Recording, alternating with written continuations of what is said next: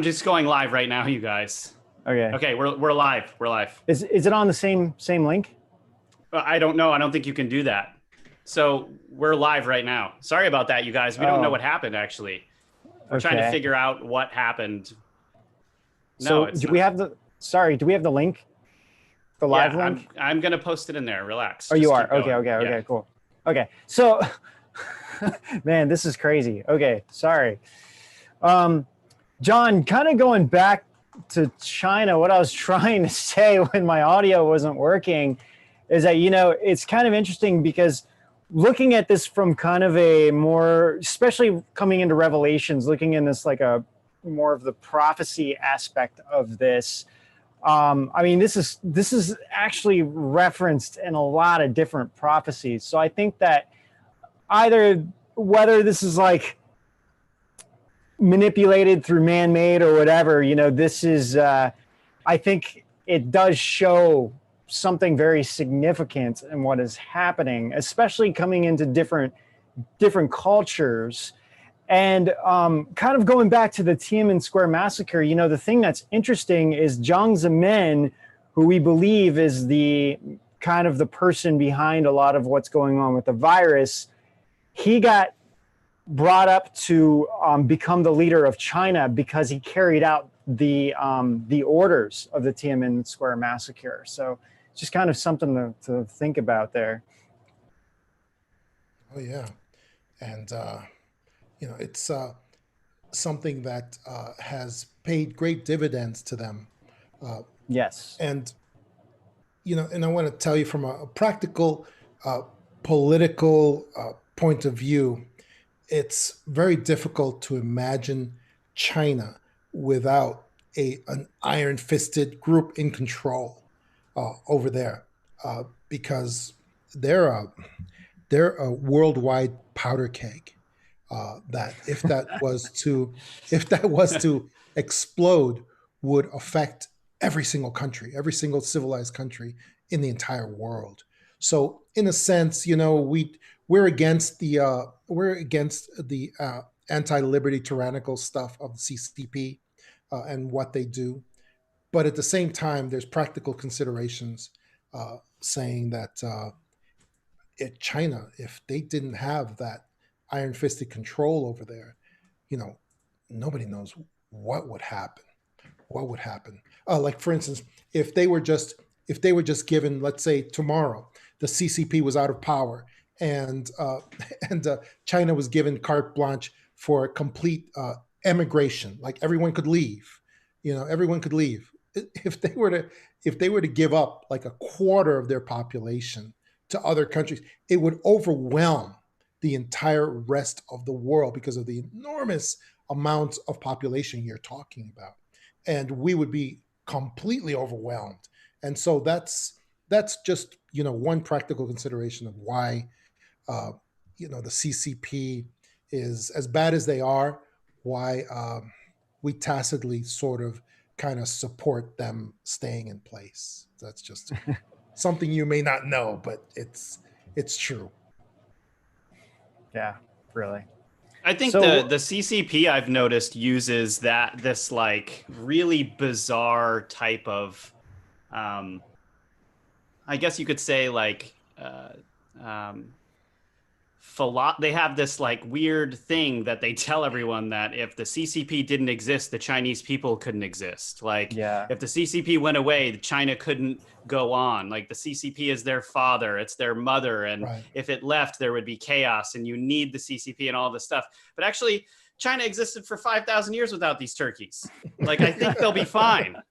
Like Yeah. I'm pretty sure these people are going to be okay without you Yeah. incredibly murderous communist Right. bastards, really, to be honest, Right. mhm. Right. But even before the CCP, with the China has always required iron-fisted rule to keep them, I don't know, together, functioning, alive, and so I think that's the element that we really would need over there if the CCP was to be replaced.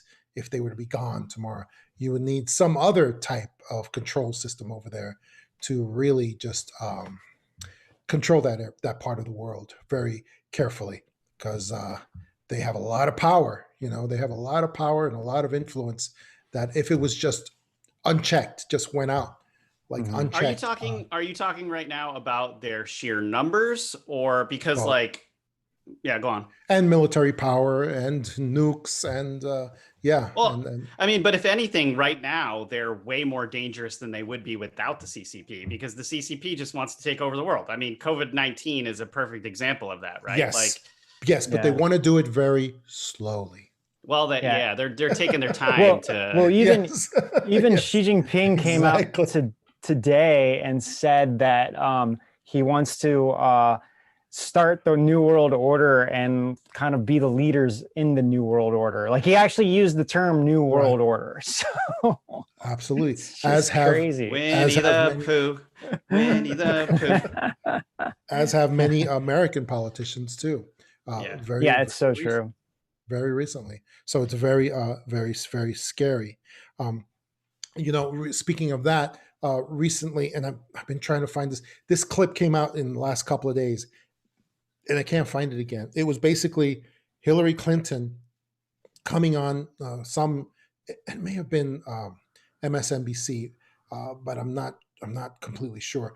But she basically came on, and what she really did was, speaking of what you were just saying about politicians, she basically came on TV and delivered George Soros's terms for surrender so that the riots will stop. That's Mhm. basically what she did. Because we already know that Hillary Clinton is one of the acolytes. She's one of the disciples of George Soros. She has even admitted that in appearances with him in public. And so she came on, and somebody's got to be able to find this clip because I haven't been able to find it again. And she basically said, "Okay, if people want the riots to stop, here's what we need." She's actually said we need the Congress to remain in Democrat control. We need the Senate to go over to the American Senate to over to Democrat control, and we need the presidency To to be, come over to Democrat control, So and this that is a will stop coup. the riots. Exactly. yeah, So this is a yeah, coup. You just Exactly. said this was a coup. Exactly. And what she was yeah. doing basically was she was delivering George Soros's terms of surrender for the United States to surrender to him so that the riots will stop. That's what she said. Yep. You It's know, I had these crazy dreams last night over and over again about Obama, and I kept seeing American flag in flames. It was really weird, but I had this like realization, especially after there was a David Rodriguez. He made a post about Obama, and this really hit me hard because I took a step back and started thinking about everything, and I thought, oh my gosh, I have a feeling Obama's going to come out in support of the protesters and right, Antifa. right, And what would happen is that it would get everybody else would come forward. All the senators that are Democratic would come forward. All the celebrities would come forward. And it's just like what you're saying, there would be actually a coup. And it would force Trump, and they would probably have the police stand down. It would force Trump to create a martial law, and then everybody would freak out saying like, oh, this tyrant's bringing in martial law, and we would seriously fall into a civil war. exactly. And none of this has anything to do with Republican or Democrat. It has Mm-hmm. to do with the rights of a people to exist, a nation to exist, without treasonous elements overthrowing that nation. And that's where we are right now. There's a great patriot whistleblower named Sybil Edmonds. She was a translator analyst for the FBI, and she's also a whistleblower. And she just posted something that really just crystallized the situation. And it's right out of Rules for Radicals. And it basically just stated, she put it out on Twitter, and it says phases of a coup, of the overthrow of a nation. Number one, attack and weaken the economy. Number two, create riots and chaos. Number three, neutralize local sheriff and police forces. Number four, recruit military generals to your side. Number 5, bring back old faces of the government you want to take over and prop them up as coup leaders. Obama's message, Hillary's message. Bring back, and then number 6 is the final takeover of the government. That's it. But those are the pieces that you have to put in place and that we see being put in place right now. We see military generals that are defecting from the American government over to the coup leaders, like Mad Dog Madness. Yeah. Mad What's Dog your Madness, understanding and about many that? others. My understanding of it is that I don't know if that's real or if that's theater from Trump, who's triangulating. Who's Hey, triangulating. I hadn't even thought of that, John. Yeah, That's blowing my mind right now because Yeah. Mattis seemed like such a cool dude when he came in there, right? exactly. Great patriot. And then all of a sudden him and him being against the Syria move made no sense to me because Exactly. it was such an obvious thing to get rid of the whole Syria thing because that was how all of their funding was happening. Like they were getting so much of their funding from Syria, cut it off obviously, and then Mad Dog's gone and everyone's like confused, right? And then he comes out this Atlantic article and I was just like, all right, this guy's deep state, but actually maybe not. Maybe this is all a part of Trump's plan. Right. And I really do hope that cabal elements don't listen to this show because I don't want to be giving away a major chess move of Trump. But that's always. But both sides do that. Sometimes they will have somebody defect from their side, and it's just a pretend because they're trying to plant that individual in the other side. Because Trump knows this chart too that I just read to you, and I think you should have on Sybil Edmonds on your show sometime because she's a great patriot and she really has a great understanding of political understandings here. And Trump knows that chart too, so he knows they need military generals on their side. Well, and also, if it wasn't clear to everybody at home, sorry, John, I didn't mean to interrupt you. Go ahead. No, you're good. No, that was it. Oh, okay. So if it isn't clear to everyone at home, Rules for Radicals is so important because Saul Alinsky wrote that book. And Saul Alinsky is also Hillary Clinton and Obama's mentor. Okay. This was the guy who fortified and pushed forward socialism in our country and community organizing. And one of the biggest community organizers is Obama, right? And Ben and I have just been working a tremendous amount on 3 different Obama episodes, one of which is dropping tonight right after this video on edgeofwonder.tv. And it's a continuation of last week's episode on Obama. Highly recommend everybody at home go on and check that out. Yeah. Well, we're having you. Renegade. Yeah. We're going to have you on more and more, John. So no worries. Yeah. Man. Yeah. The second one, it goes into the connections of the Muslim Brotherhood and the birth certificate. And we went hard and deep in that. And not only that, but they are probably the funniest videos we've put out there. Like it is actually gut wrenching funny. It's really funny. It is. It's pretty funny. Awesome. Yeah, you guys. That's good stuff. Renegade. If people really need to understand what Renegade really was and what he really represented and what he really did against our country. It's crazy stuff. Yeah, there was something I was going to say right on Obama, and I just lost my thoughts. So I have to think for a minute. Later, we'll play. Ben, did it have something to do with his husband? Yeah. That's in part 3. Oh, okay. That's the reason why Michael Obama is getting ready this campaign slogan when it seizes the nomination for the Democratic Party for president. And the slogan is going to be, "I'm bringing Barack back," because he is going to be her VP choice. And why is that? Because they're trying to bring back the old faces and prop them up as the coup leaders. And that's why you saw that message from Renegade. I think it was yesterday or something. I mean, I would never watch it, but yes, people who watched it, told me he just basically came out and advocated the riots and said they're just peaceful protesters. and everyone should support them. He's trying to position himself on the I right just side can't. there.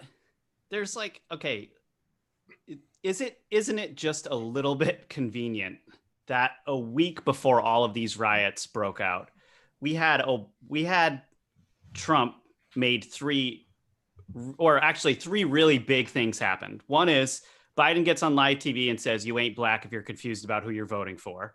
Caused a huge issue among the Democrats, tons of people waking up around the country. It went viral. Then you have Trump getting on and saying Obamagate on it, going straight after Obama right there, right? Right, Then right. right after that Friday, he basically condemns the CCP for everything that they've done, for all the people they've killed with COVID-19, for everything that's going on right now, and their forceful takeover of Hong Kong. And then boom, right after all of this stuff happens and everybody's distracted, everybody in the world is distracted from all of that stuff going on. Isn't it convenient? Yes. And I'll tell you what, there's going to be more events coming out like a snowball effect as we get closer to the elections. That is one of the great false flags that they're one of the great FF operations that they're trying to get going here. Bogus banners, John. Bogus banners. They're trying to basically uh, uh, steal the election, not just in this country, but in other Western nations too. And they're trying to replace it with their psychological operation, which is going to elect whoever they want to elect. And that's a big part of the end game that they had for this COVID-19 crisis, to get social distancing, to get us to 100% mail-in voting, which is just another way to say 100% fraud voting, which is what they're hoping for. And of course, they want the 100% vaccination agenda, mandatory. Mail-in frauding. We should just Exactly. call it that. That's what it is. That's what it is. You can't vote. Don't vote by mail, folks. Vote in person, because as I found out, those mail-in votes, they people can do anything they want with them, and then you're deprived of your constitutional right to have your vote count. It's so true. It's so true. Yeah, and actually and the thing that the media is not talking about whatsoever are all probably the most important hearings that have been happening in the last, I don't know, decade. And it's getting no media coverage, with the Hillary Clinton's emails and everything else. And so on Tuesday, Blackout Tuesday, just happened to be the day that Hillary Clinton's lawyers were testifying or to appeal that she doesn't have to appear in court, but that was denied, I think, and now she has to appear in court. And then the next day, which was yesterday, Rod Rosenstein, he testified, and they asked him a direct question straight from his own words out of the document, and he had the document in his hand, and he's like looking at it, and he's like, I don't know what you're talking about. And the guy didn't have the document in his hand, and he's like, you have it in your hand, and he's like, yeah, I don't see it. So he just completely lied to avoid the question. Okay, Rod. Sure.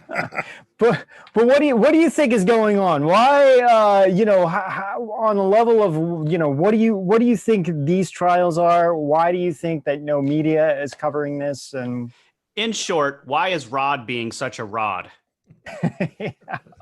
I heard that he's throwing everyone under the bus in his testimony, and he's basically blaming everything on Director Ray. The guy in there now is called Ray, and Comey, and the other one, and he's basically just trying to weasel his way out of the situation. That's what I heard. But yeah, they're going to take every opportunity to avoid covering these hearings, and they're not going to cover them. You're not going to hear anything about them, and that's for them, or as little as possible. They'll give it that 5-minute coverage, then move on to something that's more convenient for them. Like, why did Trump have everyone machine gunned in this area in order for him to go stand in the photo op at the church? and they'll talk about that for 5 hours on all the networks. That's the sort of thing they put their attention on. That's why they just have no validity whatsoever. That's it. Yeah, that makes sense. Really does. I mean, one of the crazy things about that was this is such theater. Like, for the first time in probably her life, right after Trump did that, Nancy Pelosi gets photos taken of herself with a Bible. Like she's Christian or something. Yeah, and then it's like the comparison. Yeah. It's the comparison of how they're saying Trump is with how, Nancy Pelosi is with the Bible, and this is how they're doing things, right? And then I saw some other posts that really actually were really interesting about how many years everybody's complaining about the state of our world right now, and Trump's only been in office for 4 years, right? And then you have people like Pelosi, who's in for 26, Biden, who's in for 44, Feinstein, who's been in for like 36 or something like that. And everybody's blaming Trump for all of this. And look it's all those Democrats who've been in office for all of these years. Chuck Schumer was in there forever, you know? Common sense just goes against the logic that they're trying to employ to blame Trump for different things. And that's a big hole in all of their plans, because whatever goes wrong, you have to be able to blame it on the current administration. Whatever happens. I mean, you saw that even in old Russia, where they had so many things going wrong before the Bolsheviks took over, and they had to blame everything on Tsar Nicholas II, which was very easy to do because he was really a very disengaged ruler. He was really disengaged, so he was kind of a sitting duck for that. And so they blamed all these incredible things that were going wrong in Russia on him, and he just didn't have the sagacity. He didn't have the understanding to deflect that, to come forward and say, hey, I'm taking care of the nation. This is not true. And so the Bolsheviks were a lot more media savvy than he was. So once they were able to blame everything on him, it became an easy thing to just sweep in, get some of the generals to defect to their side, and then sweep in and wipe him out. Not to mention that guy had Rasputin in his corner. Dumbest move ever. That guy was a creep. Yeah, Rasputin was good for one-on-one attacks, but he wasn't good against an entire group of bullshit. No, it's true. He didn't work for that. John, I wanted to ask you a question. I'm going to share my screen here as I ask this. But so there's an article from Business Insider that the headline is FBI has no intelligence indicating Antifa was linked to weekend violence in the George Floyd protests. Oh my goodness! Trump and Republicans' claims. Oh my God. Okay, Business Insider. and wow! Then they use this photo as a main photo, right? Right. I mean, I'm just kind of wondering, from you being a former FBI, what's your opinion about this? And just talk about the absolute opposite is true. I mean, I know that for a fact, because the Attorney General Barr went on national television and said that the opposite was true. That we know Antifa leaders are responsible for all this violence. We have connections with them, and we have connections between the Antifa leaders and certain politicians and others. Which I think he means celebrities who give them money. They're basically funding they're basically funding domestic terrorism. And that is a huge charge. That's a huge charge. So when you see all these lists of celebrities that have been giving money to bail out Antifa people and to help Antifa, you may be seeing something, I'm hesitant to repeat the old, there's going to be arrests, there's going to be indictments on this, but it's true. There are going to be, I think, massive indictments and arrests on this. So, John, you brought up before, I actually hadn't heard the coup theory before.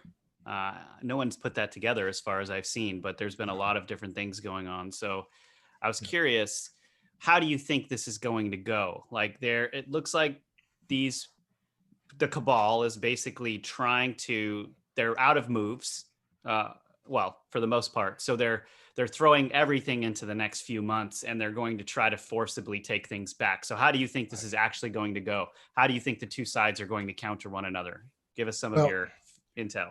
well, one of the greatest pieces of intel I have on that is what Q has given to uh, everyone in general, to those who know to hear and know to understand. Uh, he basically said the other day that he said, don't be concerned, patriots. He said, we are seeing a movie being run in reverse, in reverse. And we already know the end of the movie. And Trump already has the end of the movie in hand. And so now he just has to let the rest of it fill in to get the result that he already knows is going to happen. That's what we're seeing. So if you already have the ending of a movie, then you know that you're going to be victorious.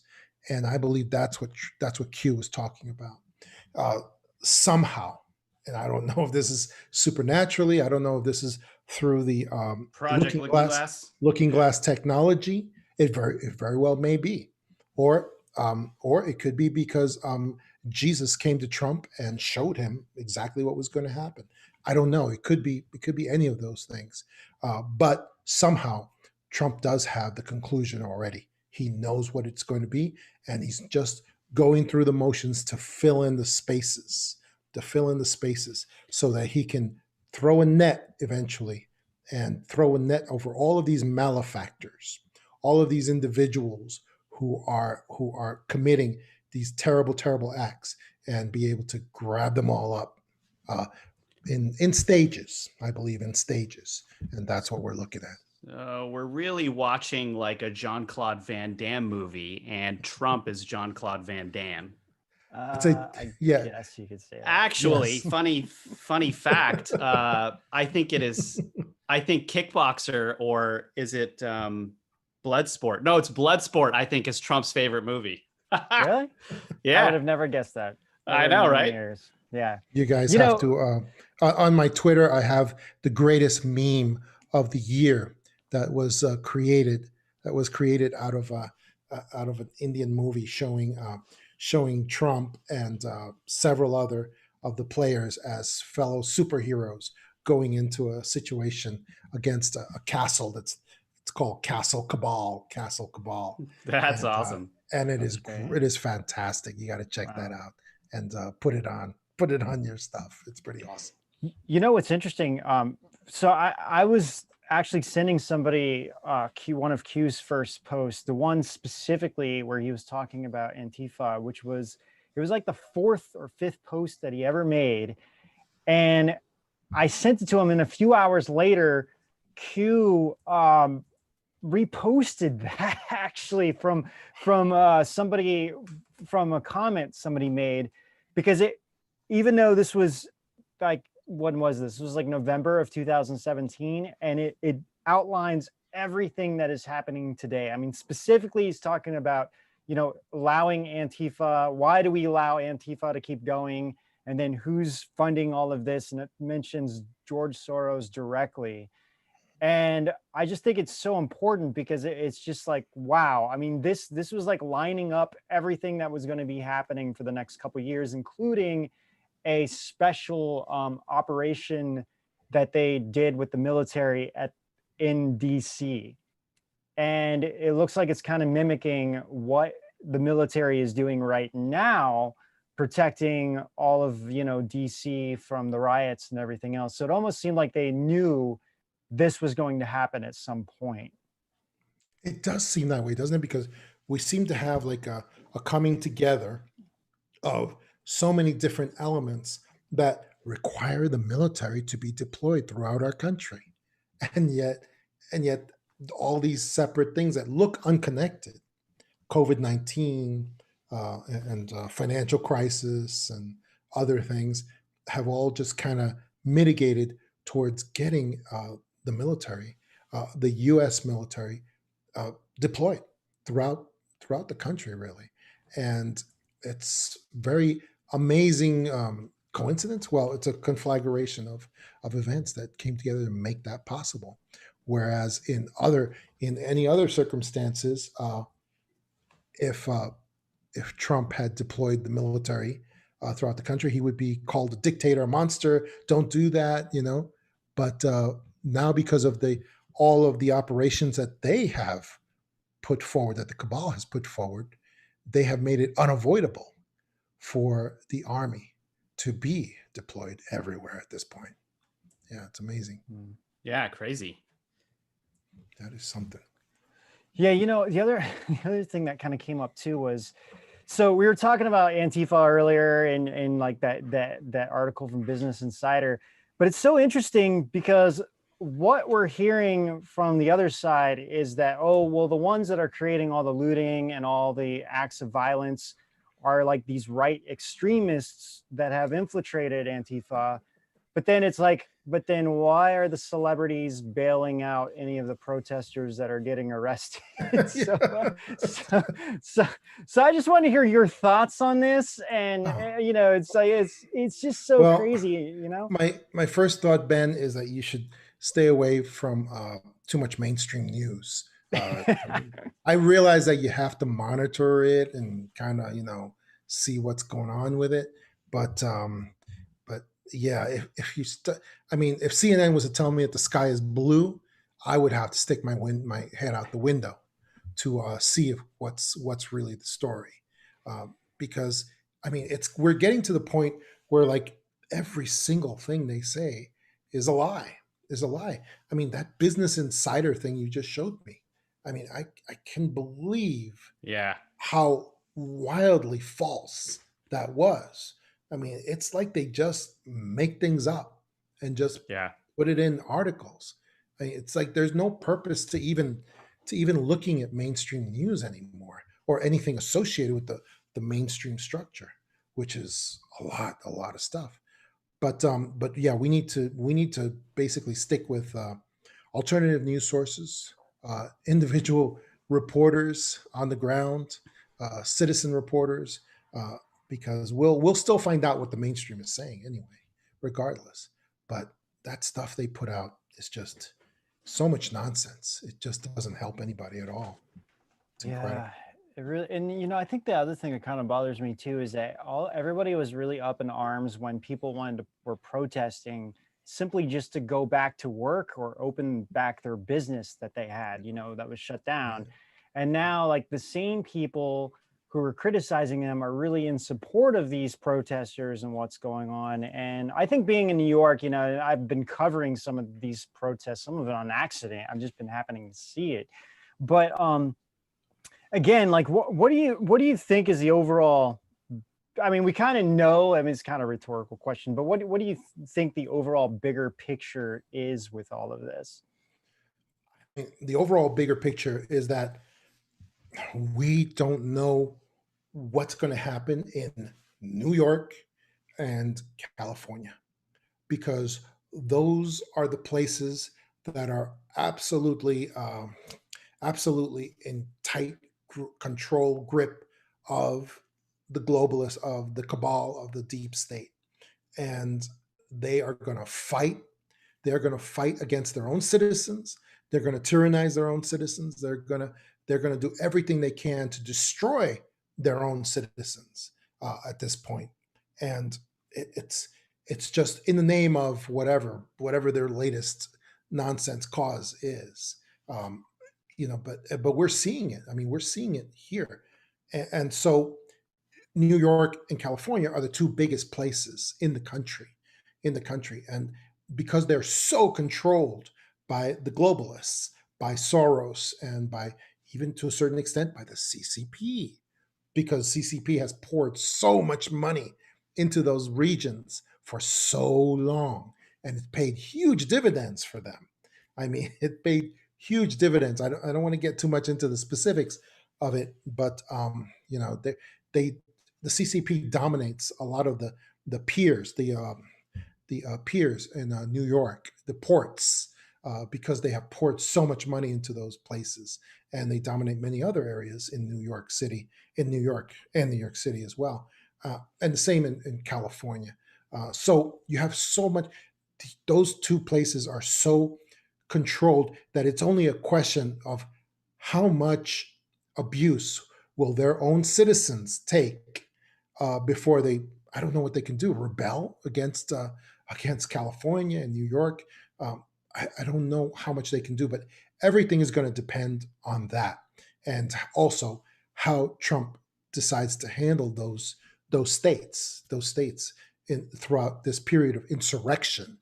Insurrection, very important word, ancient word, by the way, but very important word that we all need to have in our minds. Insurrection. That's what we're going through right now, from places like from the state of California and the state of New York. And so, because those are the two primary places of attack against our nation, uh, we just need to figure out how we're going to deal with it. I mean, you know, and how that's going to be resolved. Everything's going to depend on that. Q, as we're talking, Q just made a new post here. Let me share my screen so you can see this. It's kind of a little bit scary, actually. He says EAM loyalists, which I think means enterprise assets management, which I could be wrong about that. But then he goes into Red 1, POTUS Twitter removal. Red 2, Central Communications blackout, continental US. Red 3, classification or classified movement Pelosi or Pence. Not really sure what that means. No, but it's not good for Pelosi or Pence. Yeah, that's what I would say too. Red 4, movement of military assets. 10th Mountain First, I guess that's the Marine Corps name, to central locations under the guise of citizen riot control. Red 5, National Military Comms Central. Red 6, Security of Defense Instruct 1. I'm not 100% sure what all of this means, but it doesn't sound that It's very great. exciting. It's very exciting. That is hardcore military deployment assets talk Yeah. for specific political and semi-political purposes. So I think it's a really, really good thing. Wow. The message is very encouraging. So John, can you translate that drop for everyone at home a little bit? Like, what do you think it means? Ben, could you pull it back up again?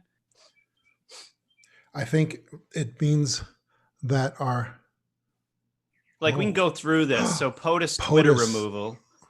Does that mean POTUS has been completely removed from Twitter? That's right. I mean, but is that our move or their move? No, it looks. I mean, that would be their move if right. It's been done. I'm wondering if anybody knows if that's actually happened, or is he saying that that's going to happen? It could. That's why I'm kind of wondering if it's, is it they're doing it, or is this like the, I'm thinking like Code Red, right? Or is this the deep state doing this? Central Communications blackout. Continental United States. US. That's us, everyone. That's us. Guys. Yeah. That's Edge of Wonder. Oh no. No, dude. We'll get on our walkie-talkies, John. We'll get on our walkie-talkies, our shortwave radios. I actually bought one. Hold the antenna. Hold the antenna like this. This way. That way. Wow. Okay. Wow. Movement of military assets. Well, one other thing that's encouraging is that Marine division. Those are the guys who actually kill everybody. They kill people. They are the guys you don't use those guys unless there's gonna be a need for killing and breaking things. So that's somewhat encouraging as well. So yeah, that drop I think is very, very significant. And I think something's going to happen to Pelosi. And who else did he name? It was Pelosi, and he named somebody else too. Pence. And Pence, Pence. the Oh other Yeah, my one. Pelosi goodness. and Pence. What was that all about? Whoa, that I'll go is back to that. Sorry. something. That is Yeah. So then something. it says, where is it? Classified movements, Pelosi or Pence. I mean, there's still a lot of question about Pence, whether Yeah, there what is. Yeah. Big side time. exactly he's on. Right. So Oh, I he mean, got one it of the could be. envelopes. That's right. So that could mean that they are going to be isolated, possibly, ostensibly for their own protection, maybe, Oops. because maybe there's credible threats against their safety, or it could be they're being isolated to stop their communications with various assets. It could be that too. But either way, we're going to see it soon. That's crazy Wow. stuff. That is We'll see. crazy stuff. But one thing, is that it's like uh, like Jesus Christ. Q tends to have no fixed sense of time, as far as sometimes the things that they, and this is true of Jesus also. He used to make prophecies of something that would happen 3 years from that moment, and then another thing that would happen 500 years from that moment, and he would put them all together with something that would happen 1,000 years in the future, and they would all be in the same sentence, for instance. And so Q tends to be that way with time displacement also. Sometimes Q will be predicting things that are, it seems like they're going to happen that moment, like tomorrow.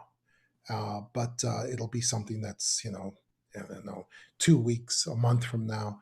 You just never know, because the intelligence can't be that specific. It never will be. I see. Earl Rogers, he says the 1st Marine Division motto is "No better friend, no worse enemy." That's it. So That's how they are. Marines. Neon Revolt had an interesting article out today too. I don't know if it was an article or just a tweet that he had, but I mean, he gave a very grim scenario that it's quite possible, with everything happening in DC, that it's possible that the White House could potentially get burned down. And if it did, his theory was that they could allow it to happen on purpose, as sad as as horrible as it is, to show how bad what is happening to our country. It's like, Yeah. there's no other symbol that could show. I mean, a lot of people would give up hope, think like, oh my gosh, but I mean, I don't know, but it was a very interesting take that he had on the situation at hand. But I don't know, do you see something like that? How do you think? I mean, it's so hard to even comprehend that Trump would allow something like that to happen. Well, I mean, it's not like he's going to allow it, but I do agree that uh, at some point the cabal military assets will attempt to destroy the White House, if not, if only for its the symbolic value of having it destroyed, the insurrection, the taking over of the government, and the other thing is that Trump has also thought about that quite a bit. That's why most of the time he's not really in there. He's not really in there. So That's what I he, figured too. yeah, and he doesn't, especially when he pretends that he's in there. He's not really staying there, and he is in a more protected location. So he's not concerned about that, and he may. No, I wouldn't say he will allow them to, but when they're ready to do it, the attack that they're going to do is going to be with so much overwhelming force that it will be difficult to stop. And so the easier course, because Trump has all the intel on everything they're going to do. He's going to know when it's happening, when it's getting ready to happen, and will definitely have that place empty, and there will be no one in there. And it may be destroyed at some point, and people are going to have to be prepared for that, for seeing that, because then that will be one of the triggers for people like the 10th Mountain Division of the Marines to go into action, to go after the real sources of those attacks, which will be, hidden to a large extent. Speaking of that, so Maria, she's in the chat. She says that she thinks that what Q was saying was that the central U.S. will black out all media comms for the Marines to go in and kick some cabal ass. Yeah, that's very possible. Okay. That could be what what will happen. Yeah, absolutely. Definitely, we're looking at. Oh, Rob, we can't hear you. Yeah, no, I had my phone on mute. I was just going to say I'm totally down with that. And it's really hard to tell, of course, because it's an operation, Q, it's hard to tell sometimes what he's getting at until some time has passed, right? So like RED, red, could it be code red? Could it be an acronym for something? I was trying to put a bunch of things together. I couldn't really tell. And then there were some things that looked like their moves and some things that looked like our moves. Right, so right. I don't know. Yeah, well, we need to research hardcore military terms, and you can find those. There's lots of thesauruses that can give us some interpretation on that, and then we can try to. That helps us to decipher Q's messages as well. Because go ahead. Well, I was going to say Earl Rogers. He just mentioned. He said that that Marine brigade was used to quell the 1992 riots, and listen to the commander, who was the General Kelly, who was the commander at that time. So that's kind of an interesting fact. That's some great history. That's exactly what needs to be researched here. Is what happened in history. Why are these significant? So that's like a jumpstart right there. So thank you very much. Yeah, I think eventually they're going to have to go in there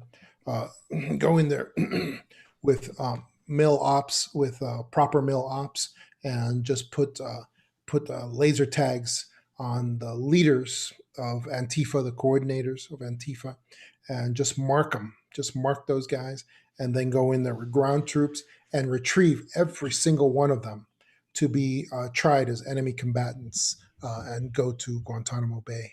That's what I think. Oh, man, and one of the biggest sacks of confusion out there right now is this confusion around Antifa and what they are and where they came from. I mean, Antifa, anti-fascist, came from post-World War II, when the communists were trying to force a communist dictatorship. And so the tactic that they used was to call anything that went against communism and communist dictatorship fascist. They would call them fascist, and that would allow everyone to look poorly on anything else except communism, so communism could come in place. It was yet another tactic by the communists to take control. And the Soviet communists, from which that came, Antifa, from which that came, has killed way over 20 million people. If we look at communism as a whole, they've killed over 90 million people. So now we're talking about an organization connected to the deaths of 90 million people. And then you have these people out there who do not look into the history of things saying, oh, Antifa is going to save us and stuff. And it's like, what are you on? Like, what is it that's keeping you from looking rationally at the facts revolved around this organization? Because this is the most dangerous organization out there right now, right? Or not the most, but you know what I'm trying to say, right? Absolutely. And the thing that people need to keep in mind is that when the real arrests happen, and I say real arrests because you have in these Democrat-controlled states, you have all these people are being arrested. Protesters, rioters, looters, and Antifa, they're being arrested, and then they're being put right back out on the street quietly with no bail, no repercussions. Well, you're in New York, so you guys know about that. You guys know all about that. And it's crazy. That's actually kind of like fake arrests. That's really what they are. And people just have no idea. They see these people arrested by local authorities and they think, oh, but they don't know that their governors and their mayors are ordering police to release those guys out into the public. Yeah, And exactly. so, Like the police officers, what you're saying is, sorry, I just want to make sure people at home Yeah. understand. What you're saying is that the cops are doing their job and arresting bad, like evildoers. They're Right. going into the prisons and then getting released by people who are in league with the cabal, like Exactly. the lawyers, the people at the top of the police force who make those calls, right? The mayors and the governors who are not there, and remember that term, they are not working for you. They are obviously not working for you, the United States of American citizens. They obviously are not. Because why? Because they're releasing these guys. They're ordering the police to release these guys and just let them go out and keep doing their business. So that begs the question: who are they working for? Yeah, so like exactly as you guys are talking about this, this guy Eric Schmidt, he is the Attorney General for the state of Missouri, and he put this tweet out the other night, and it said, "In a stunning development, our office has learned that every single one of the St. Louis looters and rioters arrested were released back onto the streets by local prosecutor Kim Gardner." And he's the Attorney General for the state, and he didn't even know. The prosecutor never told them that they were doing this. And in this video, there's a massive shootout actually that's happening, and you can see like some of the cars exploding and stuff. So I mean, this is exactly what's happening, and he's just like really upset from this, obviously with good reasons, because like, no one, it's like all the police force use so much energy, they arrest everybody, and then the prosecutor releases them. And like we're seeing this happening, this is just one instance where it's actually being known, but it's like, how many instances is this happening where we don't know? And including like New York, like Bill de Blasio was like, oh no, the Antifa is not responsible for this, or, there's other people involved. And then it came out that his daughter was arrested. Yeah, that's a nice situation there. Yeah, these people are part of the conspiracy for insurrection. They are active parts of the conspiracy for treason against the United States citizens. That's what they're doing, and that's because they're not working for them. They're not working for Americans. They're working for the other side, the side that is trying to overthrow our nation, and that's very clear now. So as soon as you go in there and you get some real federal arrests, not state arrests, then you're going to see large parts of this shut down. Yeah, for sure. Hey, Ben, did you want to play that trailer now? Yeah, let me play that. So this is, let me, hopefully this doesn't screw your thing up again, but we'll give it a try, everyone. I'm so nervous about it. Okay, That's all right. Just play it up. Let me pull this up real quick. Hold on one second. So why don't you introduce everybody what this is while I pull it up? Yeah, you guys, this is a trailer to our Obama episode that's airing on edgeofwonder.tv. You can go there and check it out. We could not put this on YouTube. This would have gotten us nailed on YouTube 100%. It is probably one of the most hilarious episodes we've ever produced. It was done really well. It's very long, and there's another one that's going to be following. Anyway, Ben, go ahead. Yeah, wait. Oh, yeah, okay. You can hear me okay, right? Yep. Okay, let's see if this works. He's revered as one of the greatest presidents of our time, who made decisions that could even change our future. But has anyone stopped and thought about it a little more, about what led to Obama being where he is now? Did anyone question his history before? Where was he really born? What about his parents and close friends? Were they also telling the truth about this the whole time? Or hiding a much darker secret from the world? New evidence has come up that is making people question our previous administration in ways you wouldn't expect. Get ready as we dig deeper into the rabbit hole, into the truth of Barack Hussein Obama. Obamagate Part 2, only on edgeofwonder.tv. love to be That on trailer was awesome. That's good Ben, stuff. can you hear? Can we hear Yeah. you? Can you still hear Oh, me? we can hear you. Okay, good. Success. That's actually good. I'm glad now. Okay, that's a good sign. I like this. Somebody on our chat said Barack hot dogs Obama because of the 40 or what is it, $60,000? $60,000. How come my chat isn't refreshing? Darn it! That I can't help you with. I can't see. You could always, you could scroll down. Actually, you might just need to scroll down. Anyway, Ben, what were we talking about right then? Yeah. Before I rudely interrupted you. We were just talking about Antifa and everything else, and right. we're gonna make videos on Antifa as well. But yeah, I mean, with I think one thing that kind of going back to Obama and connecting it to Antifa, Q kept saying the shadow government.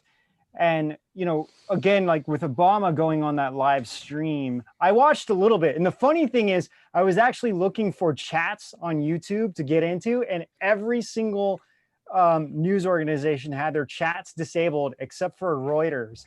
And as soon as I put in hashtag Obamagate, they cut off the chat. It's kind of funny, but I was listening. I didn't want to hear the whole thing, but I listened to part of it, and it really did sound like Obama wasn't just speaking to Americans. It sounded like he was really speaking to the senators and everybody else, like trying to give them direction about what to do. Exactly. And I mean, it still just blows my mind. I mean, if it's like everywhere Trump went during his presidency, Obama followed there. Like afterwards, Obama would travel there. And it's like, why, if this was reversed and Trump started traveling to places that Obama just went to, I mean, oh my gosh, the media would have a field day over this. Like, why is Trump going to the places that Obama is visiting? And yet no media covered the fact that Obama was, I mean, they mentioned it like, oh, Obama traveled here, but that's it, What do you think? I mean, obviously in a bigger scheme, it's the shadow government, but what do you think is like, what is going on with this? Like, why, what do you think is going on in Obama's head? He believes that he is the shadow president right now. But not of the United States, but of the global super state that is trying to impose its dominance over the United States again. And so that's how he sees his role. So Renegade is just trying to impose his. He's at this point he is no longer talks to the people. He sends out codes to his followers, his minions, and he does that on a regular basis. The other day he came out and he gave instructions. He gave instructions couched in a general comment, and the instructions were to the federal judge in charge of the General Flynn case, because he comes out and he says something about, General Flynn shouldn't be let off because it's terrible that he did this. That if he's let off, then the rule of law means nothing, and so forth. And and perjury is involved, and blah, blah, blah. And people were very confused because there was never a charge of perjury against General Flynn. Well, guess what? The Obama judge who had been presiding over this case, over General Flynn's case, suddenly started talking about how could he charge perjury against General Flynn, because he received those instructions from Obama in the codes that Obama put out. And so Obama's doing that all the time now. He is putting out codes. He's telling people what chess pieces they need to move and how to move forward with that. That's happening all the time now. So people are saying that Q just made another drop. Whoa. Q watches your show, guys. Don't be too shocked. Maybe. But he does. But yeah, this is, I have to kind of. Okay, so there's a bunch of links. So he starts off with a link to the Mattis article. There's a bunch of military links here that I haven't clicked on yet. Okay. And then it says riot coordination in select safe zone cities. D, control mayors, allow stage event, allow former active military brass assertion of unconstitutional threat to constitution. Mutiny, MSM, public optics, staging underway. Alert, readiness, severe, critical. Oh, I see it now. That's heavy, man. I see it. Assertion, military brass That's assertion. some heavy stuff. Threat to the Constitution, staged event, allow former military brass. Revolt generals. So Washington Post has a report here about revolt generals. Washington Examiner has defense, national security, Pentagon distance itself from Trump on crowd control, laments murder of Floyd. So everything we're talking about on this episode is basically happening in real time right in front of our eyes. Whoa. Senior military leaders being called to testify to Congress about George Floyd protest response. So they are trying to turn the protest response against Trump. And then down here, Q is saying it. I'm going to read it again. Excuse me. Riot coordination in select safe zone cities. D control mayor. So Democrat control mayors allow stage event, allow former active military brass assertion of unconstitutional threat to constitution. Mutiny, MSM public optics, staging underway. Alert, readiness, severe, critical. Wow. Yeah, it's coming together. They're trying to come together. The final stage. Here, I just want to. Yeah, go ahead. Of the stages that we were talking about before, of the overthrow of government insurrection. Have either of you guys seen? Oh, Ben, you shared this video with me. It's the scene of patriots meeting Antifa in the streets, and then patriots freaking destroying Antifa in the streets. Like, it was the funniest thing I had seen. It was just like, oh, like they met, and then patriots just move in on them and clock them into next week, right? Wow. And you know, the Antifa people, like, they were like acting like clowns and stuff, and then trying to hit people and whatever. And then finally they were like, okay, you want to fight? And they just wiped them out. And kind of what I want to say is, everybody out there, if you're not on the good side of this, do you realize how many people in the United States are awake right now and are not going to stand for you trying to make a coup on this administration? Do you realize how many people in this country are going to stand up against that? This is way different than the past, people. Yeah. Way different. Yeah. Mm-hmm. Yeah. I hope you're right. I hope you're right, because I see too many people out there still wearing their masks everywhere that they go, you know, and it's just, it's after it's already been admitted that the masks were based on fake science, fake science, because the masks don't do anything to stop any viruses. They don't at all. They're just a sign of obedience and submission to the globalist state. That's all it is. That's all the masks are. You know, I agree with you. I think that there's a part of this that's almost them getting off on being able to do that. But that's kind of a separate issue when you're creating fear in people's hearts about a pandemic. Right. Then, for instance, when it comes down to, oh, you're trying to take over my country, you know, those are kind of like two separate things, I think. Right. You know, like, look at these Trump rallies were filled with people just like really behind this administration, you know? Yeah, absolutely. But they had to find a way to destroy our economy. True. Because people who don't have an economic base are easier to pressure, to threaten, and to push around. And so that's why they needed this COVID-19 crisis to basically completely wreck our economy. And that's been largely accomplished at this point. And that's why they have to move fast. That's why Q is dropping those drops that he is, because they have to move fast, take advantage of this, to try to overthrow the government, basically. Yeah. So, John, we'll come back to that, but I wanted to give you a chance to talk briefly about your books. Let me just share my screen real quick. I have your website up, and yeah, you can just briefly talk about, Yeah. you have your books for sale. Yes, and I wanted to tell people that one of the big casualties of this period we're going through right now is the good cops that are out there, that are genuinely good police officers that want to just, they've always just wanted to serve and protect the public. They want to be out there helping people and serving people.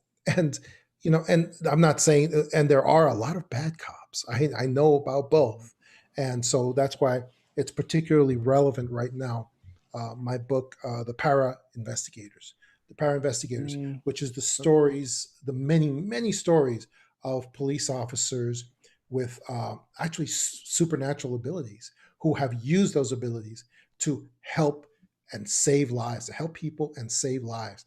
Sometimes at the cost of their reputation, at the cost of their putting themselves in danger, sometimes even putting their lives in danger. They are officers that go by the motto that Christ put out, that says, "No greater love hath a man than this, that he should lay down his life for his brother." And that's what these police officers are about. And they're going through an incredibly difficult time having to deal with this sort of thing. And I can illustrate good and bad police officers in one quick anecdote. During one of my last assignments in the FBI, before I left in 2013, I had a massive surveillance that had to be done on some estate for some huge criminal, and we all went out and we posted up around his estate in different places. I parked my car in the forest, just coming off the highway, and in the forest facing his estate, so I could keep an eye on the front door and the front garage area. And it was the middle of the night. It was overnight shift. It was probably like 12 midnight at night. And so I put my vehicle in that a little ways in that forest. I laid down the seat completely. So I was laid down completely inside the car, and I was pretty much invisible to anybody who saw the car. And I was just laying there, and there were many others posted up around the estate as well, around the area, and we were in communication with each other. Anyway, I thought nobody could see me, not even see the car. Apparently, somebody did. I was reported in about 1 in the morning. I had a couple of guys sneak up on my vehicle, and the first one knocked on the window. I rolled down my window, and it looked like it was a teenager from local high school. I thought there's some teenagers out here for some reason. It was a really baby faced kid, and I looked a little closer, and he had a uniform on. He was a police officer, believe it or not. He looked like he'd just gotten out of high school, and I hear him say, "Hey, we're the police. We got a report. You got a. Who are you? What are you doing?" And I just gave him my spiel that had been practiced many times before. I told him, I'm an FBI agent. We are currently on a surveillance. We reported that we're out here to your shift commander. If you go check back to your shift commander, you'll see that he knows that that we're out here, that we're posted doing a surveillance. And also right next to me, because I was keeping stiff as a board. I was not moving at all, except my mouth. And I said, and right next to me there in the center console is my badge, and beneath that is my gun. And then that was it. And then a second police officer comes up behind him and says, "What'd he say?" And he turns around. This kid turns around to the second police officer, says, "He said he got a gun." And I just like froze in that moment. It's one of those moments that just freezes. Like, please don't let this be happening. But it was too late. And so the second police officer, luckily, turned out He was much older, much wiser. And he looked at the guy and said, "You've been talking to him for 5 minutes. He just, that's what he said." And he said to the younger police officer, "Get out of my way." Then he gets in the window and he says to me, "Sir, what's the deal? What's going on?" And instead of shooting me, thank God. And I said, and then I took a long breath and I said to the second guy, the older man, I said to him, I'm police, FBI agent. I'm here on surveillance. Your shift commander knows about it. Blah, blah, blah. I have my badge here. Blah, blah, blah. He said, "Oh, okay, that's fine. I'll go back and check. I'll go back and check." And he went back and checked, and he came back. And he said, "Okay, you're good. Just just be safe out here." And I told him, I said to him, "Hey, dude, that kid who's working with you, he's looking to shoot somebody. Okay, so be careful with him." And he said to me, "Yeah, I know.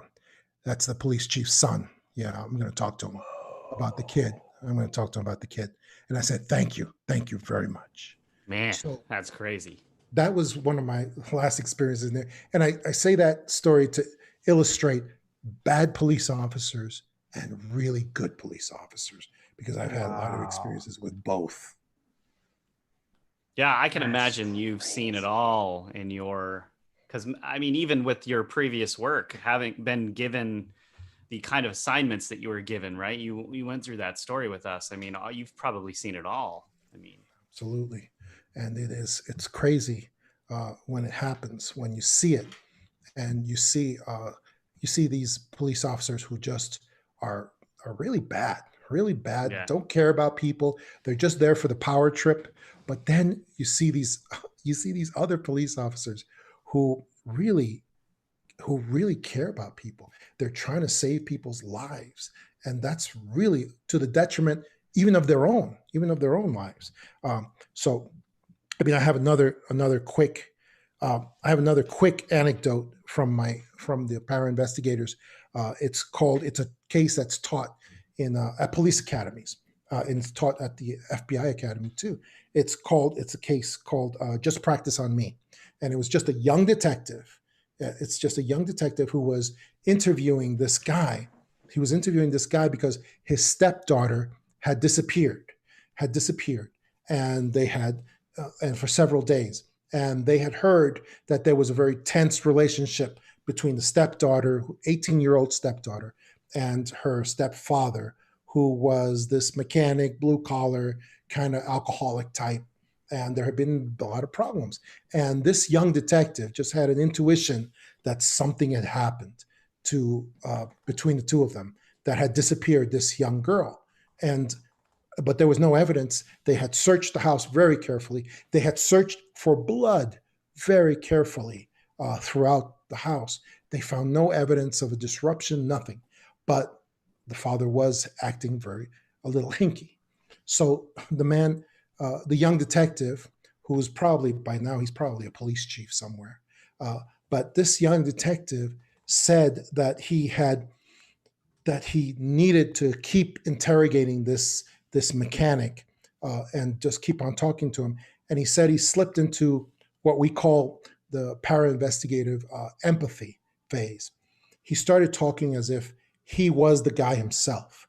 And he said, "Look, I know that you had some tension with this young girl. I know that she probably had pressured you into some sexual activity with her, and that she probably got into arguments with you and threatened to expose that sexual activity to her mother, to everybody else. And you probably had some arguments with her, and you probably, got into a physical tussle with her, which, by the way, was exactly what had happened.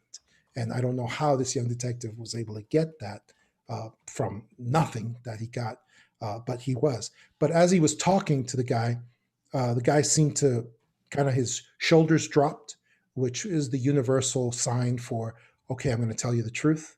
And he said to the detective, "Okay, I'm going to tell you everything that really happened.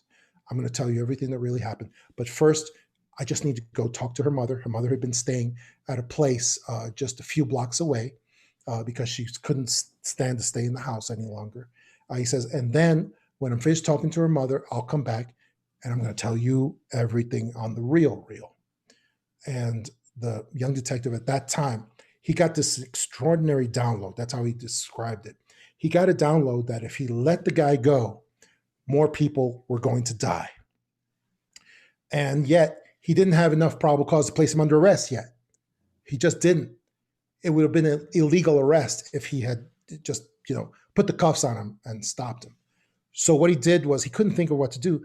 So he just said to the guy, okay, you can go do whatever you want. He says, but just whatever you're going to tell her mother, just practice on me one time before you go. And so he said, okay. And he sat down and he basically confessed everything that the detective had speculated was true.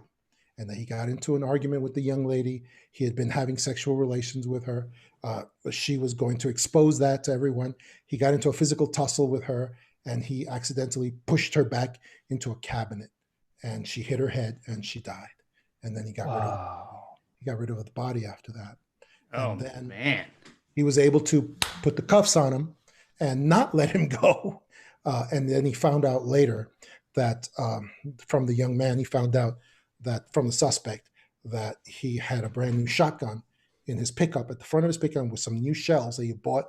And he was fully intending to go talk to the mother, kill her, and then kill himself. And he was not intending to come back at all. And he prevented that by doing exactly what he did. Wow, man, that's crazy. Yeah. Oh, geez, man, that's. So that's what good cops are like. And that's the kind of thing that they do. Yeah, I mean, and I actually personally know a few, especially in New York. I do know a few cops, and I've personally encountered some that were really bad myself, that were just super selfish and didn't care about anything, and then I encountered some that just did everything that they could to try to help me out in a certain situation I was in. So and it's just because one cop is bad doesn't mean that they're all bad, right? And then of course, well, and the NYPD cops, they're like full sleeve tats, built guys. They could look like the protesters. I'm not even kidding. Like, you'd never be able to tell. Like, that they're just normal dudes who believe in what they're doing, and what better place to serve. Yeah, no, of course. Like, there's a bunch that are bad. I mean, we're talking about this, right? Like, but when, like, I've seen a bunch of them on the streets and I've talked to them, and a lot of them are really down to earth. And then, you get your a-holes. I mean, it happens, it definitely happens. But the whole point is, like, you can't blanket say all cops are bad from one cop's actions. That's just that cop being a dork, and he should be prosecuted according to, like, the law if he does something wrong. Whereas, like, there's a bunch of, like we're talking about, there's a bunch of good ones out there too, Absolutely. On the another quick story from the para investigators is on the eve of the millennium. In the year 2000, we had a bunch of people in cars that ferried over from Canada. They ferried over, and this was in, I guess, New York State, like north, New York State. And a bunch of people ferried over, and they go through a customary customs inspection, questionnaire, interrogation, each of them. And there was one female customs inspector or agent, I'm not sure which exactly, but she was para-investigator for the day. And she actually encountered a young man who was later became known as the Millennial Bomber. And this was a young man who was dressed very nicely in a nice suit and a dress shirt. And he was a Canadian citizen. He was a good Canadian citizen. And he had come over, and she asked him a lot of questions. She started giving him more than the regular, because everything seemed fine. His car was empty. There was nothing in his car to even on plain search, you're just looking at it, there was nothing in there. And there was and he seemed to have good answers to all of her questions, and she was fine. And her colleagues told her, okay, let him through, let him go.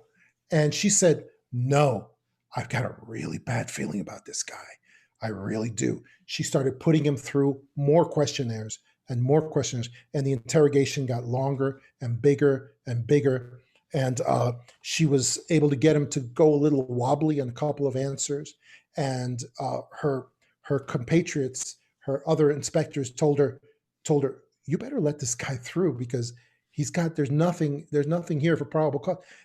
Just because the guy happens to be of Arabic descent, it appears that's the only reason that you're hassling him, because he's got nothing else. And she said, no, that doesn't enter into it. And they warned her, you're going to lose your career if you keep doing this. And she said, no, I know there's something about this guy. So she kept on, she extended this interrogation crazy length, and she got him to go wobbly on a couple of answers. And then she did a search of his car. And there was nothing in plain view. She actually had them move some of the wheel wells on his tires. And now her partners over there was telling her, you're going crazy here. You're going way beyond the scope of what you're supposed to be doing. And she said, no, I know, I have a feeling, I know there's something here. They opened up the wheel wells, and big bags of white powder came falling out of the wheel wells underneath the hubcaps and back there. And this is like a movie, man. Yeah. And so all of her partners all said, holy mackerel, these are like pounds and pounds of cocaine. We're all, this is amazing. This is fantastic. They brought out all the drug kits, and the suspect, who appeared perfectly calm up to that point, he broke from them, jumped off the ferry, and attempted to carjack someone in the streets to get their car to get away. So they sent some agents after him, and they were able to wrestle him back. So they were like, okay, we've got it. We've got cocaine. We've got this. They started testing the stuff with the drug kits. It wasn't cocaine. It was an inert material. So now they were... Wait. Inert material. Inert what do you mean material. by that? It means it was baby powder, most likely. Most likely it was baby powder that was in these big plastic bags. So was this guy just like putting baby powder on his butt? What's going on? That's what they thought. They thought maybe he got ripped off. Maybe he was, maybe he was doing a big buy and he got ripped off by whoever. He probably didn't know. Yeah, exactly. So he may have been more shocked than anybody. But then they called the FBI. And they had them respond with more sophisticated testing systems. And they also pulled the entire car apart, like piece by piece. And they found more bags of more powder, and they found timing devices, and they found detonation devices, and they found all kinds of other things consistent with explosive materials. And then the FBI retested all the powders, and the powders were explosive materials. No way. The kind of stuff you put in C4 and C5. What? Wow. That's what crazy, the material was. They had gotten, and they had actually, and then finally, the female customs inspector was finally rewarded because she had hung in there through that whole process, risking basically her career, being told that she was going to lose everything because of what she was doing. And even with the baby powder, even when they thought it was baby powder, she was being told that she was going to get in big trouble. And finally, when the FBI declared this stuff was explosive material, he was branded the Millennial Bomber. And she was finally recognized for what she did, which was probably save a lot of lives, because that guy was headed straight for Times Square on New Year's Eve. Oh my God, dude. So, John, these stories are in your book, right? Yeah. These are all stories from para investigators. And there's many, many more of police officers and law enforcement people, sometimes security guards, who have put their lives on the line to save people's lives. Wow. That's awesome, man. Yeah, and you get if you use the code FBI, they get a discount, right? If they Yeah, buy one of your 20%. books. Yeah, 20% discount on Power Investigators and my other books as well. Yeah. But if you're Wow. cool and you just want to support John, don't use the code. You know, probably don't have too much time left, but man, I really would love to hear like some of your crazier, more paranormal stories related to this, and I'm sure our fans would too. But you know, one thing that I thought was very relevant to everything that is going on. This, let me share my screen real quick. This article is from 2015, but I think it's so relevant because it explains exactly what's happening. I mean, this came out. Billionaire George Soros spent 33 million bankrolling Ferguson demonstrators to create echo chamber and drive national protests. And this whole article, it's like, I just don't understand how, okay, we already knew this in 2015, yet nobody is talking about it right now. I mean, through his Open Society foundations, he was making huge donations. We found evidence that they were recruiting protesters using Craigslist through the Open Society. So, you know, and at the time, he wasn't quite connected to the Open Society, but now, like, we all know that he's a part of it. But what do you, I mean, with George Soros, I mean, we could, you know, spend hours talking about him, but real quick, you know, what is going on with this guy? For people who don't know, George Soros is a billionaire who made most of his money by, and this is what I have put together from various circumstances out there, by bankrolling and helping certain countries, entire countries, to be overthrown and then shorting their money on the open currency system, and therefore making great amounts of money. And I'm sure, I don't think anyone can calculate his wealth, what his wealth really is. But he has, together with rogue elements from the CIA, the United States Department of State, he has overthrown entire countries and left them destitute in poverty by having them basically just go bankrupt and then shorting their currency and making big money on that. And he's done that several times, and he's trying to do it to the United States right now because he said overthrowing the United States will be the crowning achievement of his entire career, of his entire life. That, My God. yeah, I think Hugh actually posted that, and when I read that, man, that just, I feel like he just, like, when I look at this guy, when I seriously like look into him, I just feel like there's just nothing there. It's just this like evil thing. This like whatever was there is like left, and it's just left over of this, whatever you want to say. I mean, from my understanding, I would say he's 100% either possessed, or it's like he's just completely taken over by some demonic or alienist thing or something. Hey, Absolutely. so, speaking of which, yesterday I saw an old interview with George Soros talking about what happened to him during, World War II. Yeah. And he basically says that he would go around with someone. I can't remember who he said it was. And he was the one actually sending these Jewish people to the concentration camps, taking away their property and all of that stuff. Right. And the interviewer was like, "So do you feel any guilt from that?" And he was like, "No, not at all. Yeah. I didn't." It was like, literally, he's answering like that. He's like, "Not at all. I was just young and I didn't really think much of it." And then the interviewer was like, "Do you believe in God?" And he was like, "No." Yeah, Like, exactly. I believe it was just like, Lucifer.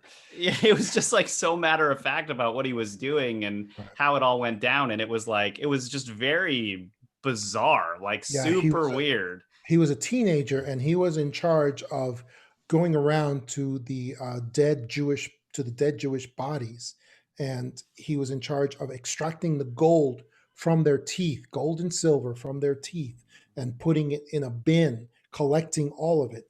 And he built up enormous amounts of gold and silver through that. And, nobody knows what he did with all that once he gathered it.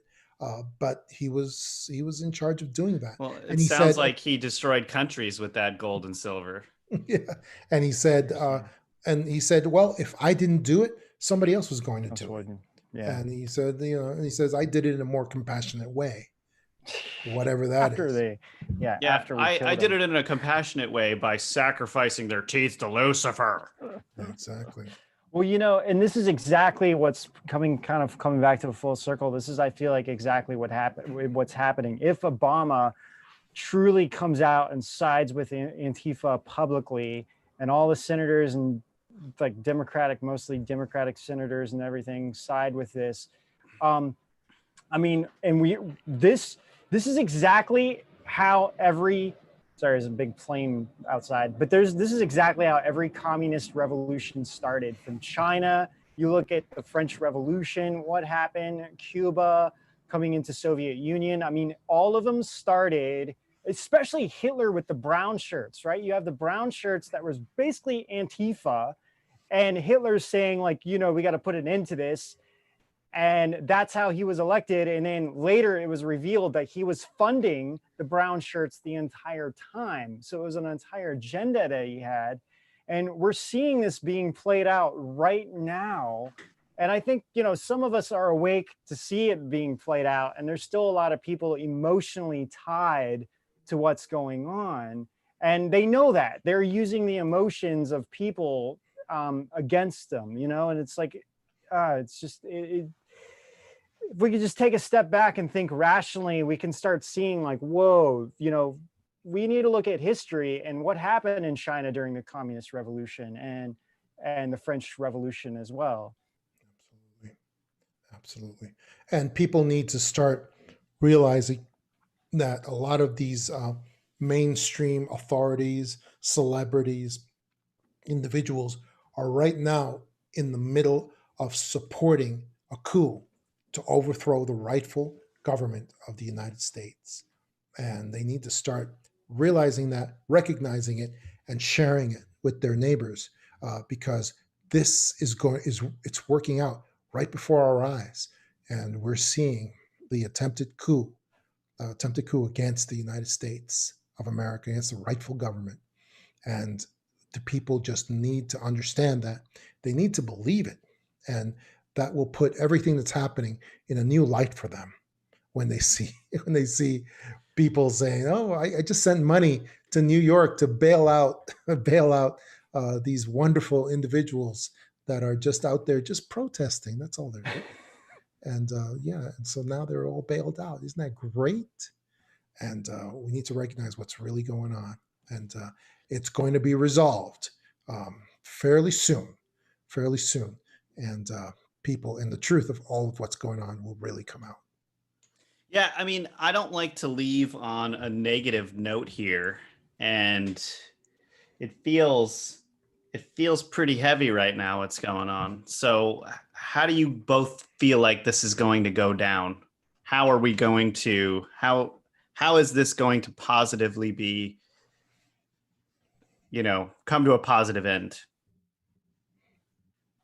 Oh, I think like Q said, the movie was already finished. It's already finished and written, and Trump already knows that he has the final victory, and which means the United States will have the right to exist and to protect its existence. And I think that's a great thing. And so that's why you don't see Trump ever concerned. You don't see him ever huddled in a bunker like Joe Biden. You don't see him really concerned at all. Instead, you see him walking around riot areas, carrying a Bible in front of a church and holding it up, giving a message to all the Luciferians that he's going to be coming after them very soon. So I think that's a beautiful thing, and it's a very hopeful thing, because Trump knows everything functions on symbols and symbology. Yeah, and I think, we're coming out with a prophecies series soon as well, and I think that, on a higher level, on a spiritual level, that the Great Awakening is not, I don't believe, just the sense of just people waking up to the truth. I mean, I seriously believe that almost like our minds could be unlocked, at these points, and we just have to believe. And I think this is why the spiritual and the religious aspect is so important and so crucial to it, because we may develop abilities that we think that we don't have, but given these situations, there's all kinds of stories. Like, for example, during World War II in Germany, there was bombs that were being dropped on a village, and there was this little girl. There's a story about a little girl who just looked up and saw them, and she just said they're not going to touch the ground, and they never touched the ground. And like, no one knows what exactly happened to them. It's just like, maybe they were just duds or whatever, but they hit the ground, or like they were falling, and then nothing happened. Everyone was safe. Wow. And I think that we're seeing all of this being played out, whether it's about the second coming, or in every culture, in every belief, in every religion has a figure that they mention, like a Messiah like figure, in every single culture and belief. It's not just Christianity, it's not just Buddhism, it's every belief in every culture. And I think we're seeing a lot of this playing out. So I think that there could be grand changes on a spiritual level, as well on a physical level too. But I think that we're going to come into a dark time, but I think that we have to hold faith to what we believe in the spiritual aspect, and know that there's a light at the end of this tunnel. And really, I feel like this is a time that's going to be, a lot of the bad elements are going to be exposed during this time, and they have to be exposed. Absolutely. And we're just going to have to go through that. Absolutely. And we're in the dark time now, and we're emerging from it. And, and people are seeing the results of it in little pieces here and there. And it's going to get bigger, and those pieces are going to get bigger and bigger until we emerge into the light completely. And Yes. it's happening. It is happening. Yeah, Rob, do you want to go on that? Talk about anything? Your mic is off. Sorry. Actually, I just really enjoyed listening to you guys talk about how what you thought about all this. Like, I totally agree. I think that what was the point of all of this if there wasn't going to be a positive outcome? There is no, if this is a movie, which it is, most obviously, right? What we're experiencing is very similar to how all of these things play out. Well, in every movie, it's never the bad guys that win. Come on. And I mean, aside from that, that's a silly way to say it, but I really do think that with everything that we've seen, with all of the intelligence drops that we've had, and with how this is playing out, the way that these things work is, what we're seeing is the worst of it right now. And things always turn around after a certain point, Yeah. I have a really weird personal experience. Like, when I was like 18 years old, I had this tremendous anxiety that came over me. I was like bedridden. I couldn't tell anyone about it. It was so bad, right? And it went on for a couple of weeks until finally I just said, like, man, what am I doing to myself? Like, why am I doing this to myself? And I like let it go. Like, from the bottom of my heart, I let it go. And the next day, my entire body broke out in shingles. Like, I don't know if y'all have ever had shingles. It's one of the most painful things you can go through, right? And I remember at the time, like, it happening and me being like, why is my body going through this? I let those things go. I let go of the things that were bothering me. What I didn't understand was those things were in my body. The anxiety was in my body. And once I let it go and it didn't have a place in my body anymore, it actually had to push itself out of my body. And I ended up getting this shingles. and it was very painful, and it looked much worse than what was going on the inside, right? But then once it was over, once it was gone, like that thing left my body, and this anxiety was like had much less control over me. And it was this incredible experience I had in my life that, you know, I think a lot of people right now are like, oh, it's getting worse, it's so much worse than it was. But actually I think that thing has already been cut. And I think what we're experiencing now on the surface is all of this craziness that's playing out in order to get to this point where it's no longer there anymore. You know, it's the shingles on the surface that's coming out, that's actually purifying the body rather than it being an illness. Does that make sense to you guys? Yeah, Nancy Pelosi and George Soros are like shingles. Exactly. Got Those it. guys are like Antifa. They're all the shingles of, you know, the whole thing. Yeah, That's but she actually looks like one though. Perfectly. Yeah. She does. Sure Actually, does. Soros too.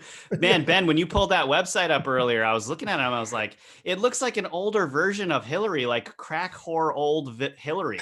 You know? That's hilarious. That's hilarious.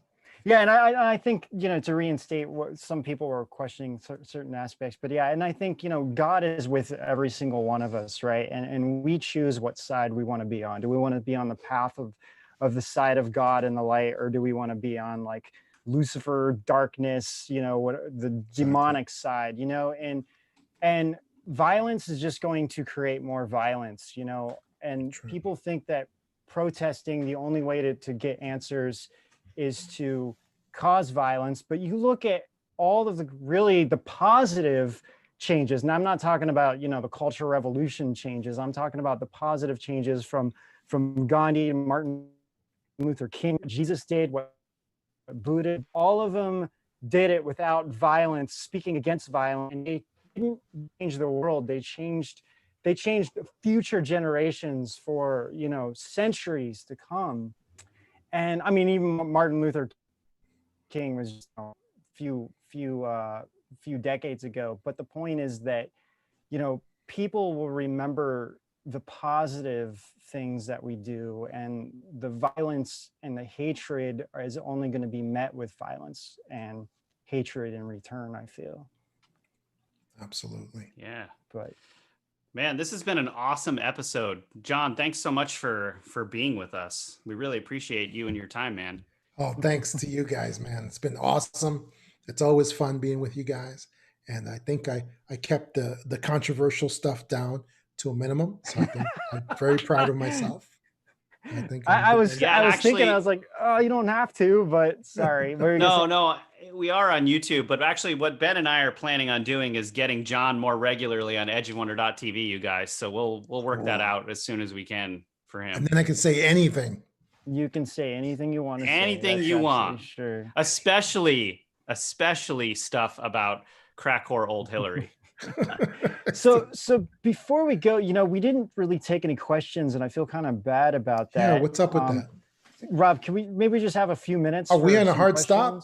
Are we in a hard stop? No, go ahead. No. Go ahead. Take some questions, man. Somebody asked what you think about the Federal Reserve, and do you think Trump has control, or, you know, what will happen after the election with the Federal Reserve?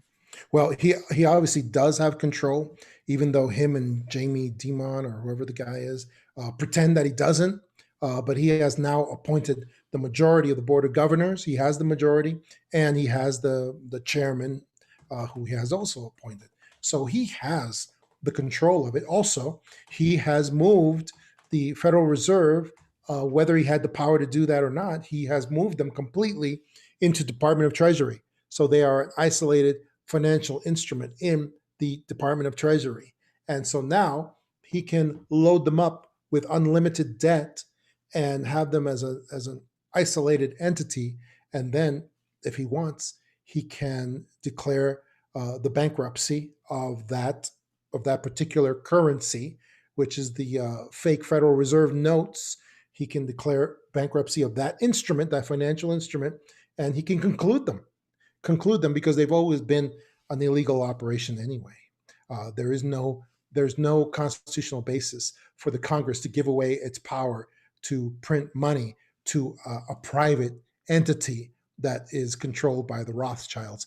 There's no constitutional basis for that. So their money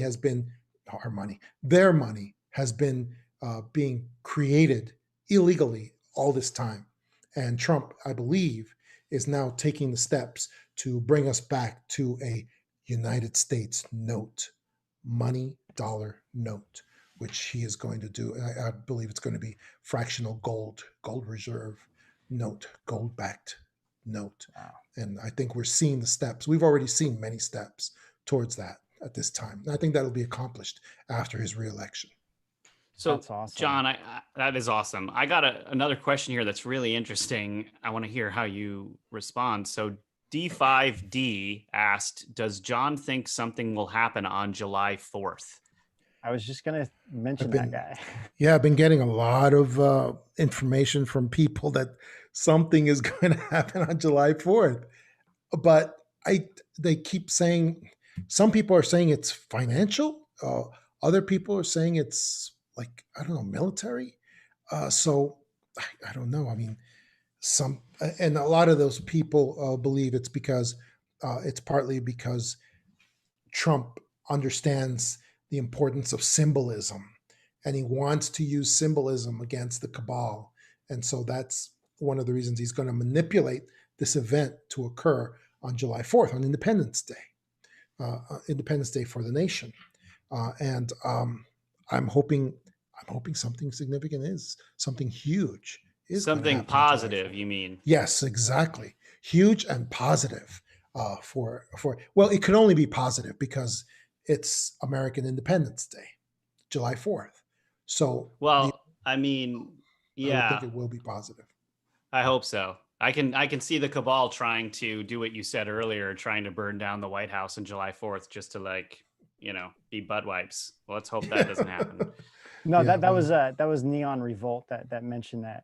Yeah, that I brought. Yeah, but yeah, I hope so. Man, I really hope that doesn't happen. But I mean, if it does, it's like, I think anything. Dude, it would be awesome. I just had you all remember the movie Independence Day, right? Yep. I'll be watching it on July 4th. Exactly. So this big spaceship comes down over the White House, right? Yeah. And Trump gets out of it and walks down, and he's like, "You all want to mess with us, Space Force, bitches?" That's exactly it. No, he would say, "Oh, what took you guys so long? I've been waiting. Come on, I need your help." Right. Yeah, I think that's what he would say, for sure. Right. 123 Matt Ash asks, what do you think could be the cabal's next agenda or bogus banner? I mean, could it be the alien attack? Yeah, it could be. It could be the fake alien invasion. That's always possible because that's in their quiver, ready to use. They have the technology, and they have all the pieces that they need for that. But another operation that I could see going forward is from the CCP, from the Chinese Communist Party, because they are desperate for their own survival, and they need to do something. And one of the operations I discussed with other people is that it's very possible that the CCP could blow a couple of nukes in China against their own people, and pretend then that it came from other parties somewhere, and then send a huge wave of refugees across the Western nations, which would be an asymmetrical attack against a way of attacking the United States without using guns and ammo. I could see that. Yeah, man, that's crazy. We're really hearing that it's very possible, though, that the party could potentially collapse before the election. Even, I mean, with Trump pulling out completely with China, like some of the intel that we're getting is that seriously the CCP is like holding on by like less than a thread, and at any moment it could just fall. They're not going to collapse without shooting off some fireworks first. That's because they got them. They've got the fireworks. So they're going to do something before they collapse. John, that they're not was gonna. Yeah. super poetic because it was the Chinese that invented fireworks. Ah, there you go. There you go. So they're just not going to just take their fireworks and go home. They're just not. They're going to do something. That's why I'm thinking the operation I just mentioned, I could see being something that they would see as a win-win-win situation. So I think I could see that happening very soon. Yeah, awesome. I mean, not awesome, but your intel is awesome. Yeah, seriously. Well, is there anything you wanted to say, or You want to leave I'm us with sorry. anything, John? Yes, I want to leave you with the fact that we all have a duty. We all have a duty, like General Flynn said, to be digital soldiers during this time of insurrection. Even if you're just fighting this war, it's a global war. We're all involved. It's a civil war also. And it is a massive war that includes everybody. It includes everybody, whether you know it or not. And we all need to be digital soldiers for America.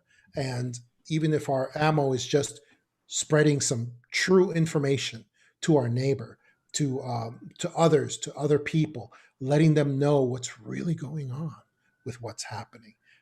Even if it's just as simple as that, that is a contribution. It helps. It works. People need to participate in this. We need to rise up. Now is the time for all good patriots to rise to the call of their nation, and that's what we need to do. And we need to do it consistently, and we need to do it all the time because we are in the middle. I used to say we're in the middle of a war, but it appears now that's become more specific. We are in the middle of an insurrection, of a coup, of an attempted overthrow of our government. And we need to spread that information and spread the proper information. Reject fake news, reject mainstream media, and try to, even if you just spread a little piece of good information, you're helping. You're being that digital soldier that we need. That's what I want to Awesome, leave. John. John DeSouza for president 2024. That was super inspirational. That's cool. So one last question actually from Rachel Ferris, who's on here. And I wanted to bring this up because I thought it was a great question. What do you think of the giant that is with President Trump? Have you seen photos of this guy? Yeah, when he gets, it's so funny when he walks too close to the camera and then he looks like he's 11 feet tall or 12 feet tall. No, I heard that he's only like 7'4" or something like that. He's not, he's not like 12 feet tall. I like how we're talking about 7'4", like it's not absolutely massive right now. Like that is ridiculous. He was a college basketball star who joined the Secret Service, and he's a Secret Service agent now, and he's the tallest Secret Service agent in history. In the history of Secret Service. Right. And so, but he does a great job, and the president really likes him, likes having his presence around. I would like having his presence around. Holy crap. Like if you want to threaten some people, just have that guy show up. Oh my gosh. Exactly. But he's not Nephilim. He's not an unnatural giant because you guys probably know this, but real giants are not human. They're not human. They are not part of the human genus, the human species. They are a completely separate species. And that's why they grow as great as they do without any of those stretched out characteristics that humans would have. Yeah. Interesting. Gotcha. Well, John, next time we have you on, I would love to hear more of your paranormal stories that you have. I'm sure. Yeah, that was like John DeSouza campfire. I got him. Yeah, I got him ready. We got to get into those for sure. That's awesome. Okay. John. Well, John, thanks again so much for being with us, man. We always appreciate your time, and we're going to figure out getting you on to edgeofwonder.tv as soon as we can, man. Good. Yeah. Excellent, man. I'll be looking forward to that. And thank you so much. You guys are great. And your audience is the best. The best. They rock. Thanks so much, guys. It's awesome. Great time being here with you. Okay, and everyone at home, before John brings us out, make sure you go to edgeofwonder.tv and check out our Obama episode, edgeofwonder.tv, the new Obama episode. It is going to blow your mind. It's hilarious. Renegade. And yeah, and we love all of you guys so much. Yeah. Renegade. And we wanted to publish on YouTube, but with this one, I mean, dude, we break down the Muslim Brotherhood. I mean, every facet and aspect of it. So there's no It was crazy. Yeah. It was so crazy. It was hard to not laugh the entire time. I mean, It really was. Quick thing about Obama. Yeah, sure. He was the first government official to actually pick his own Secret Service name, because there's like this little computer program that just picks your Secret Service name randomly, automatically. And he said he didn't want that. He wanted to use the name Renegade specifically. And the reason is because that was his code name when he was with various secret intelligence services. They used that code name for him. And so it was a way for him to arrogantly throw it in the face of American patriots who know that was his name when he was attached to other services. That really sounds like the name of a gigantic douchebag, actually. Yeah. Well, I just wanted to throw that out there. Treasonous douchebag. Yeah. Treasonous. That was also Thank you. Rage Against Machines, one of Rage Against Machines album title, Renegade. But that was before, I think, way before Obama, though. Speaking of those albums, my marketer just came in and said, I have to mention about my webinars coming up with Portal to Ascension webinar with Laura Eisenhower and Dr. Sala on June 27th, 10:30 a.m. to 6 p.m. Pacific time at portaltoascension.org. For tickets, have to go get those. And also on August 1st, I have the Truth Investigator Workshop, which I am working to certify people as para-investigators. And that's going to be also Portal to Ascension at portaltoascension.org, 12 p.m. to 2 p.m. Pacific time, August 1st, 2020. And that's coming up soon. Yeah, that was it. That's awesome. Glad you got that in. Yeah. All right. So, John, why don't you bring us out? So I'm John DeSouza on Edge of Wonder. I'll see you out on the edge. I'm John DeSouza. Check my website for more events at johntamaBooks.com. And I'm coming to you from Edge of Wonder, and I will see you out on the edge. Yes. Thank you, guys. Everyone's been asking you to come back on. There's a lot of love in the chat room. Everyone is like, oh my gosh, you got to have this guy back on like soon. So we'll have you back on, John. Good deal. Thanks. All right. Guys. We love y'all. See you soon. See you guys. See you tomorrow. Good time. We'll have our live tomorrow.